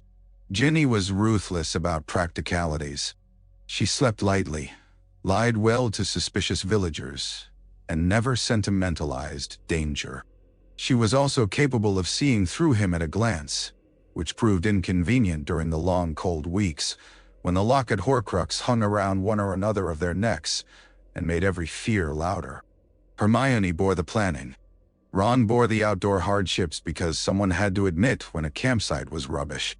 Ginny bore the locket longest because she insisted on it, and because none of them had the heart to forbid her. When it lay against her chest, her face altered very little, which frightened both the others more than if she had raged. Sometimes at night, Ron would hear her breathing hard in her bunk and know she was again back in the chamber in dreams. They found Grimmauld Place, where Sirius received them with a fierce, stunned tenderness that nearly broke Ron all over again. Remus was there too, worn thin by worry. The house, though still sullen, had been made almost habitable by years of enforced domestic war between Molly, Sirius, and whatever standards of cleanliness Creature could be terrified into obeying. From Sirius they learned what Dumbledore had only guessed, that Regulus Arcturus Black, Sirius' long-dead younger brother, had been R.A.B., and had stolen Voldemort's locket years ago before dying for it. From Creature, they learned where it had gone next. Mundungus Fletcher had sold it. Dolores Umbridge now wore it around her neck. The Ministry infiltration took all three of them because none would yield on the point. Under Polyjuice Potion they became other people, strangers and borrowed faces moving through marble corridors where the statues had changed from celebration to threat. Muggleborns were being interrogated below. Propaganda sheets drifted like ash. The fountain at the atrium center had become an abomination of wizarding supremacy built on the backs of cringing figures. Ron nearly lost himself at the sight of it. Hermione touched his sleeve once sharply. Ginny's eyes had gone green and hard. They found Umbridge in her office smirking over confiscation lists. The locket pulsed against her pink cardigan like a hidden bruise.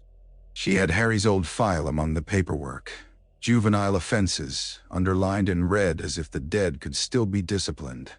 And that, more than anything, gave Ginny the ferocity to act without hesitation. The office door closed.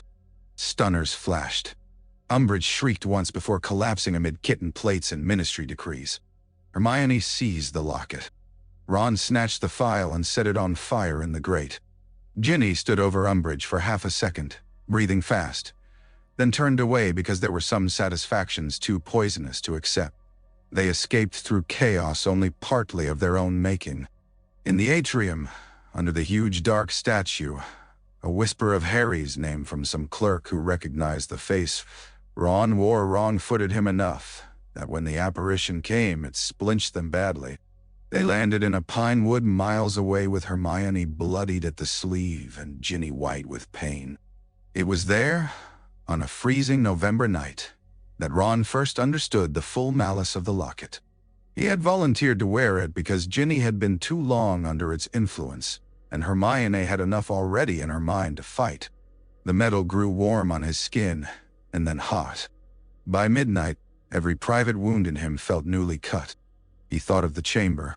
He thought of Harry's last breath and the diary in his own hands, and how 1 second sooner might have saved everything.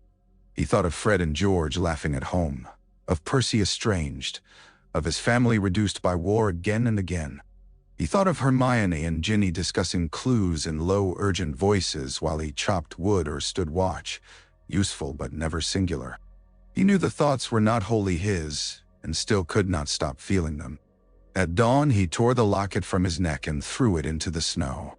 Ginny came out of the tent in stocking feet and slapped him so hard the world flashed.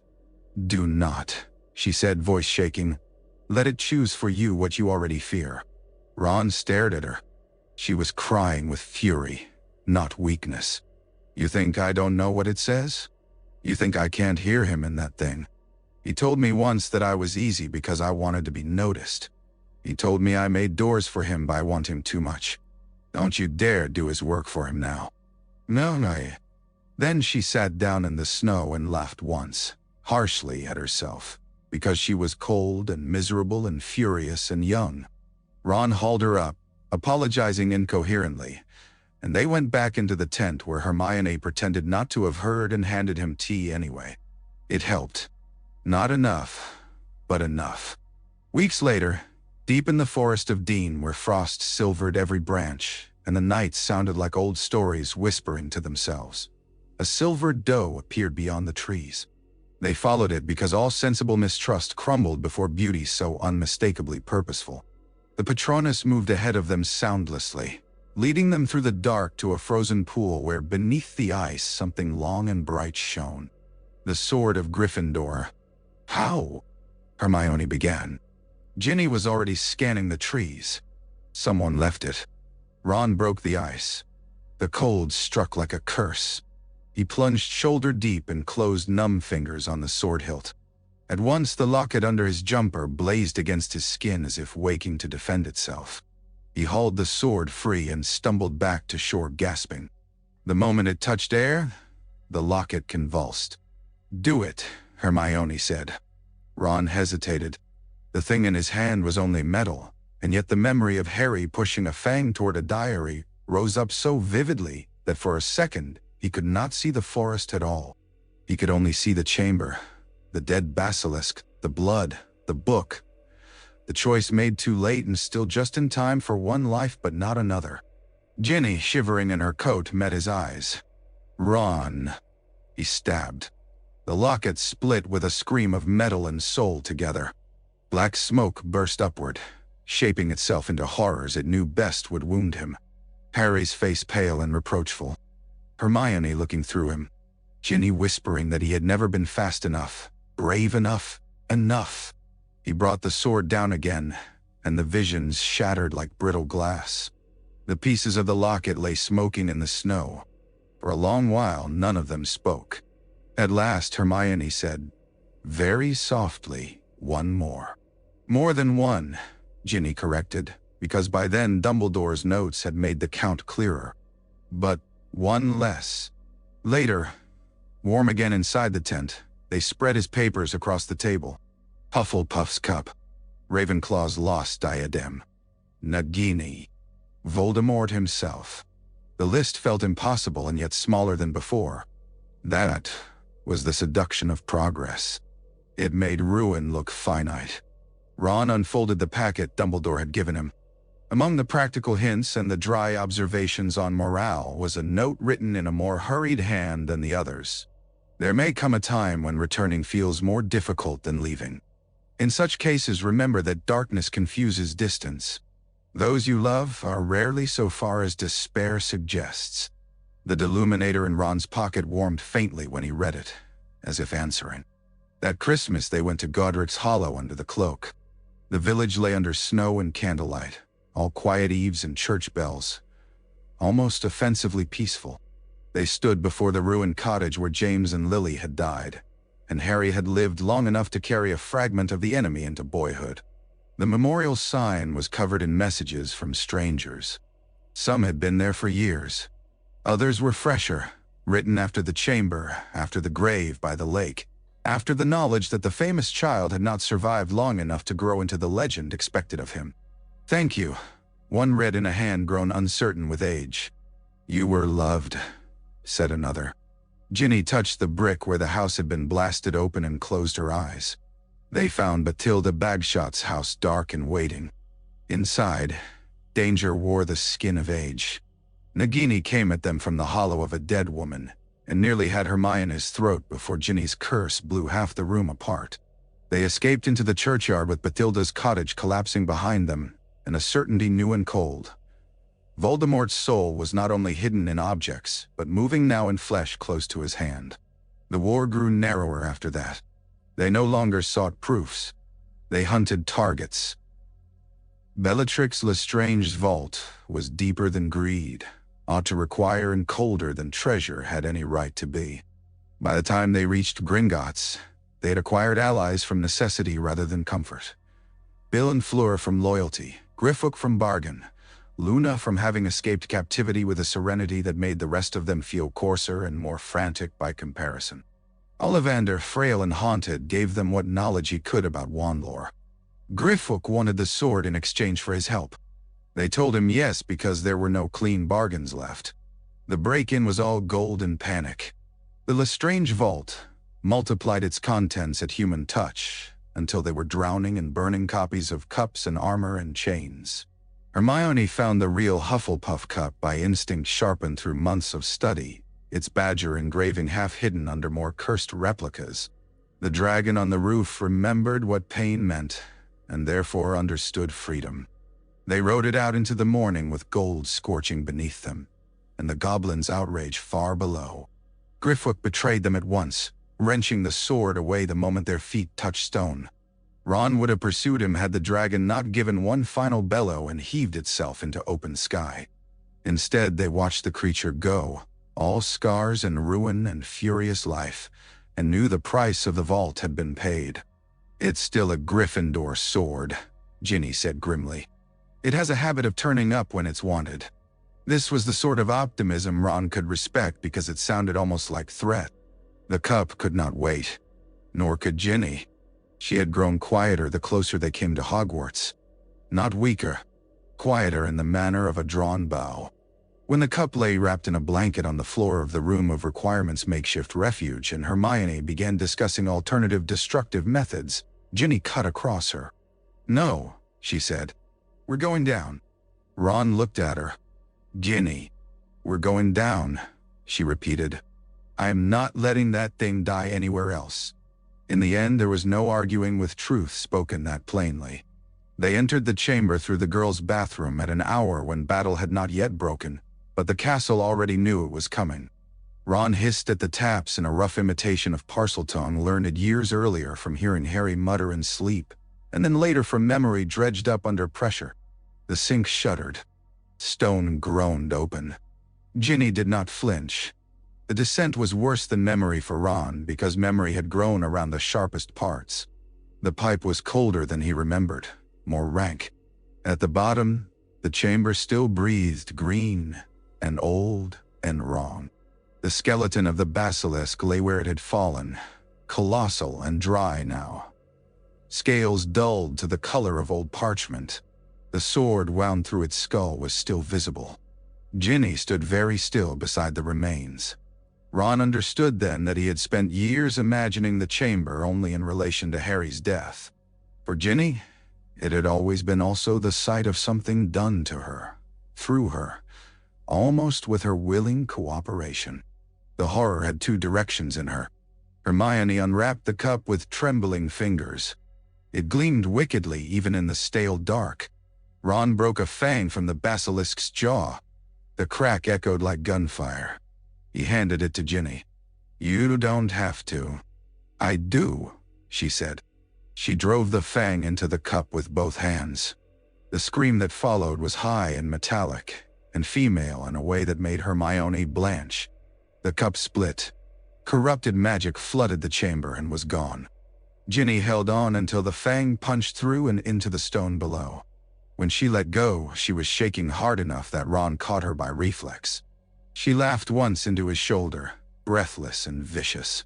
"That," she said, "was for the diary." They would have stayed no longer than necessary in that place, even without the danger above. Yet as they climbed back toward the castle, Ron looked down once and thought he saw, not with his eyes but with some inward sense sharpened by repetition, the outline of a small boy beneath the serpent's coils where no one now lay. He shut the feeling away. Some griefs become architecture. One does not dismantle them by staring. Hogwarts received them like a fortress already under siege. Neville had transformed while they were gone. The diffidence had burnt off him as if the Carrow's cruelty were a forge in which only courage endured. He met them in the room of requirement with a cut over one cheekbone and an authority that would once have startled Ron silly. "You took your time," Neville said, and then hugged all three of them with bone-cracking force. Luna was there too, thinner but untroubled in essence. She led them to the Grey Lady with the serene certainty of someone to whom ghosts and people were merely adjacent forms of loneliness.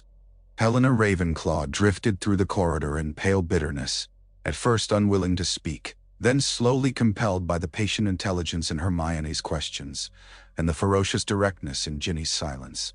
Tom Riddle had charmed her once, of course he had.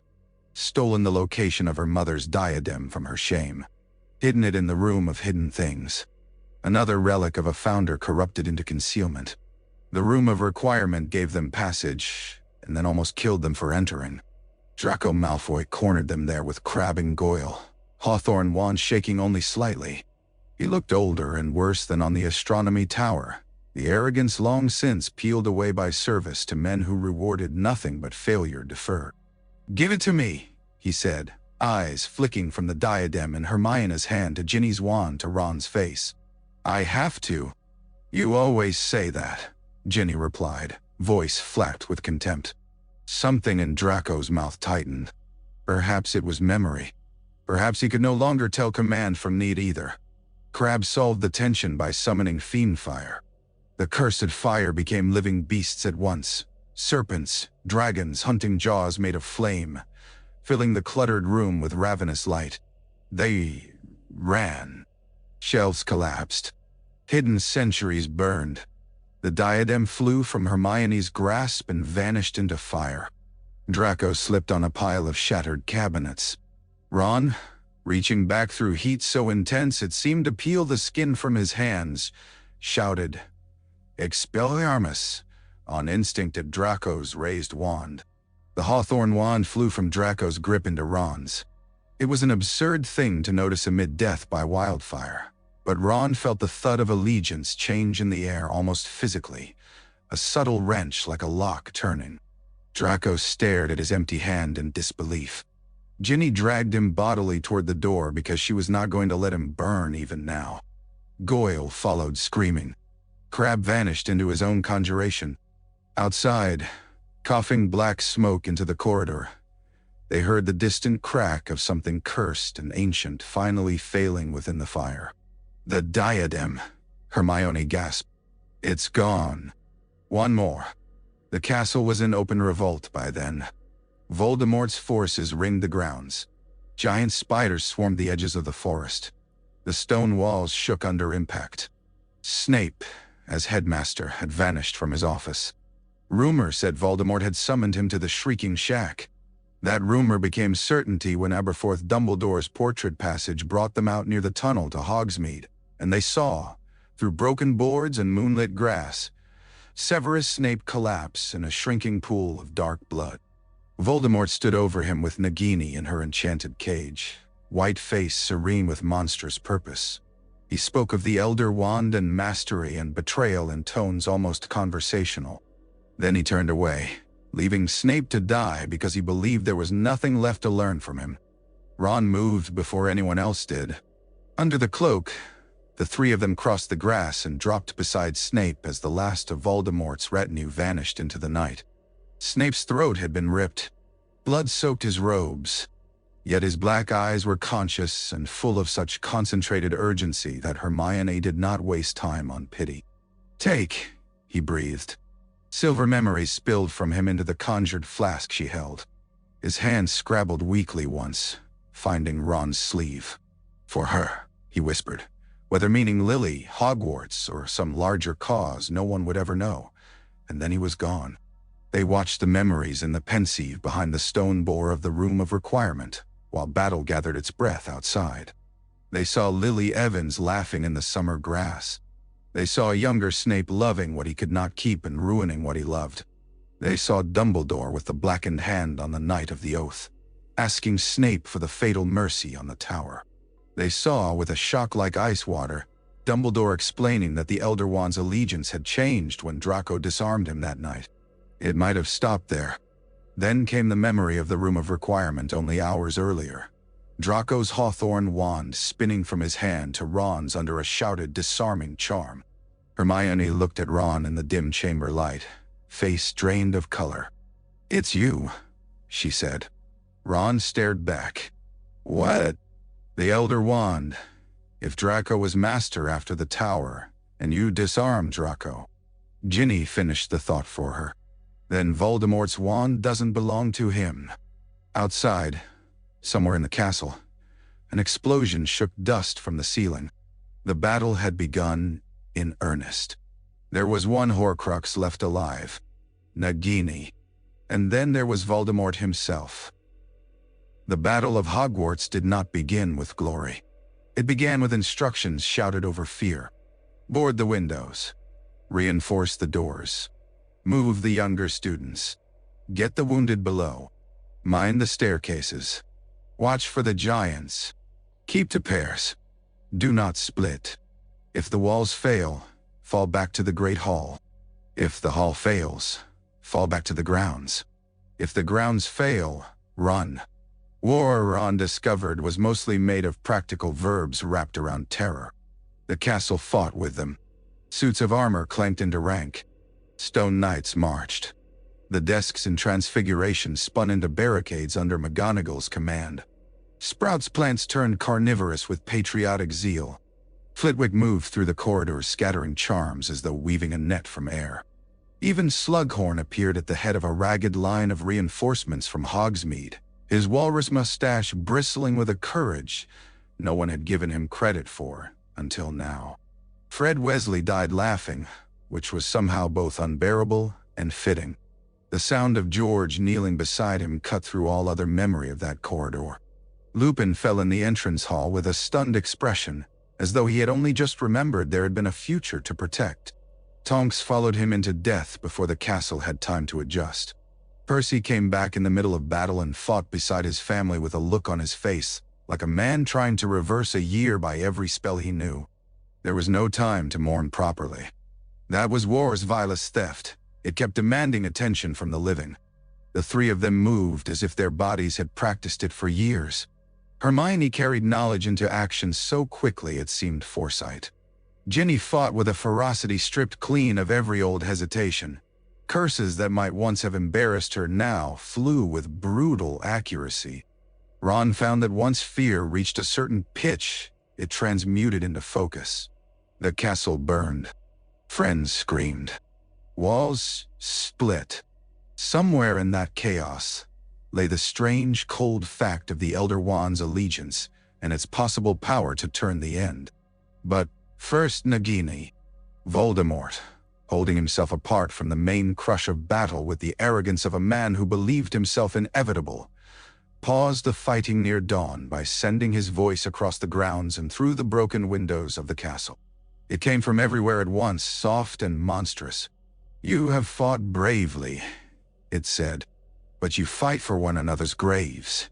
Hand me those who remain, and the school may yet survive." No one moved. The defenders gathered in the great hall amid broken benches and drifting smoke. The dead lay in rows beneath hastily conjured sheets. McGonagall stood at their head like vengeance wrapped in tartan. Molly Weasley's face had become something beyond grief. Arthur, bloodied and hollow-eyed, remained upright out of sheer love. Sirius, half-lamed and wild with battle, leaned against a pillar with his wand still raised. The students looked very young and very old. Voldemort entered not long after, ringed by followers and carrying the snake within its shimmering magical sphere. Nagini's scales caught the torchlight in oily flashes. Bellatrix moved at his side, fever bright. The silence in the hall tightened. Ron felt the hawthorn wand in his own sleeve and Harry's cloak bundled under his arm, and knew with sudden clarity that the last movement of the game had already begun, whether he was ready or not. Voldemort's gaze traveled over the hall. He looked almost curious when it fell upon Harry's white stone visible through the broken doorway beyond the grounds, pale in the first false light before sunrise. Then his mouth twisted. "The famous dead," he said softly, "and still you cling to his grave as if it can answer you." Ginny made a sound like something feral. Hermione caught her wrist. "Not yet." Neville stepped forward. He did not look for permission. He had long since ceased expecting the world to grant him his moments. Dust streaked his face. Blood darkened one sleeve. When he spoke, his voice shook only with force, not fear. "You don't understand anything," he said. Bellatrix laughed. Voldemort tilted his head. "Then, enlighten me. You think if you kill one person, the rest of us go empty?" Neville's eyes were bright as struck metal. "You think if you break a family, a school, a country, what's left belongs to you. But all you ever do is make more people who know exactly what you are." The hall held its breath. Voldemort raised his wand. "You are your parents' son after all." The Sorting Hat was flung at Neville's feet from somewhere in the wreckage, perhaps by chance, perhaps by the castle's old deeper loyalties. Voldemort's curse had barely left his wand before the hall exploded into motion. The hat caught fire. Neville's hands went into it as if he had been expecting that all his life. He drew forth the sword of Gryffindor in a line of red gold steel. Bellatrix screamed a warning. Voldemort turned. Too late.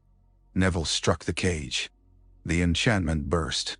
Nagini came free, hissing. He struck again, and took the snake's head cleanly off. For a single second, the world seemed to split with the force of it.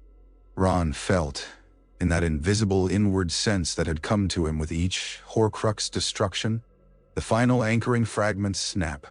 Voldemort was mortal. He knew it too. The shock on his face was naked and animal. Then the hall erupted. Spells, screams, benches overturning. The dead snake flung aside as fighters crashed together in the center of the room.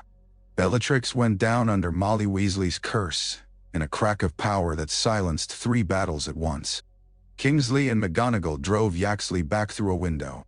Sirius, laughing with grief and rage both, dueled Dolohov like a man settling 12 years of debt. Hermione shoved Ron forward so hard he nearly stumbled. "Now," she said. Ginny was already at his side. He stepped into the open space before Voldemort almost without feeling his legs move. The Hawthorn wand was in his hand before he consciously drew it. Voldemort turned, robes torn, face whiter than bone, the Elder Wand clenched in fingers gone suddenly uncertain. "Stand aside," Voldemort hissed, and then recognized him properly. The second son. Ron thought absurdly of hand-me-down robes and maroon jumpers, and being noticed always by relation. He thought of the chamber, of being too late, of the diary exploding black ink over his hands. He thought of Harry laughing in a train compartment with his mouth full of sandwich. He thought of Fred on the floor, and Ginny in the chamber, and Hermione in the cave forcing poison down a dying man's throat because duty sometimes looks like cruelty. Something in him went very calm. "No," he said. Voldemort's red eyes narrowed. "Do you imagine yourself chosen?" Ron felt Ginny on one side of him, Hermione on the other, the hall full of breathing and blood and love and exhausted rage behind him. He looked at Voldemort and understood suddenly that this was what Harry had always done. Not become larger than fear, but stand in front of it anyway. "I imagine," Ron said, "that Harry did enough." A pulse of silence passed through the wrecked hall. Voldemort's lip curled. He raised the Elder Wand. Ron saw Hermione's face in his peripheral vision, white and intent. He heard Ginny inhale. He saw, too, in a flash that felt like memory borrowed from someone wiser, Draco lowering his wand on the tower, the hawthorn spinning from his grip in the room of requirement. The chain of allegiance Voldemort had never paused to understand because understanding other people had never interested him unless it made them easier to break. Ron lifted his own wand. Expelliarmus. Avada Kedavra. The 2 spells met in a blaze of green and red gold. For one stretched impossible instant, the Elder Wand seemed to hesitate in Voldemort's hand, like a living thing refusing the order. Then the killing curse rebounded. It struck Voldemort full in the chest. At the same moment, Ron's spell wrenched the Elder Wand from his grasp. It flew high, turning end over end in the smoky air, and fell into Ron's outstretched hand as neatly as though returning home. Voldemort fell. There was no explosion, no tearing of the hall, no mythic annihilation. He hit the broken stones with the flat finality of any dead man. The face remained his own. The body remained ordinary. Terror, once deprived of all its stolen protections, had no grandeur left. For a long second, no one in the hall moved. Then the sound began. Not cheering, not at first, but the raw, rough release of people discovering they are still alive. Wands lowered. Some dropped entirely. Someone laughed and someone else began to sob. McGonagall covered her mouth with both hands. Molly Weasley turned to find her children by counting them aloud, voice cracking on each name. Sirius sank onto a bench and looked up at the ruined ceiling with an expression so nakedly young that Azkaban seemed for that heartbeat to loosen its hold on his face. Hermione reached Ron first. She did not speak. She threw her arms around him hard enough to bruise. Ginny came an instant later, and the three of them held fast amid dust and smoke and the shifting murmur of the living. Over Hermione's shoulder, Ron could see the doors standing open to the grounds. Dawn had finally come. Its first light touched the grass by the lake and the little white stones set there years ago. Later, there would be counting. There would be burial and rebuilding, and the long, unheroic labor of surviving after survival had ceased to be dramatic. There would be testimony. There would be histories written too neatly by those who had not been there, and truer ones kept in kitchens and common rooms and letters tied up with ribbon. Ron would give the Elder Wand back to the dead by snapping it and burying the pieces where no one ambitious would find them. Hermione would begin, almost before the rubble was cool, the work of untangling laws that had made this horror possible. Ginny would stand by Harry's grave in spring with sunlight on her hair and tell him, not in apology but in witness, that they had finished it. But for that 1 hour, while the sky grew gold over Hogwarts and the castle breathed around its wounds, they did nothing except remain. The sun rose over the lake, over the broken towers, over the graves old and new.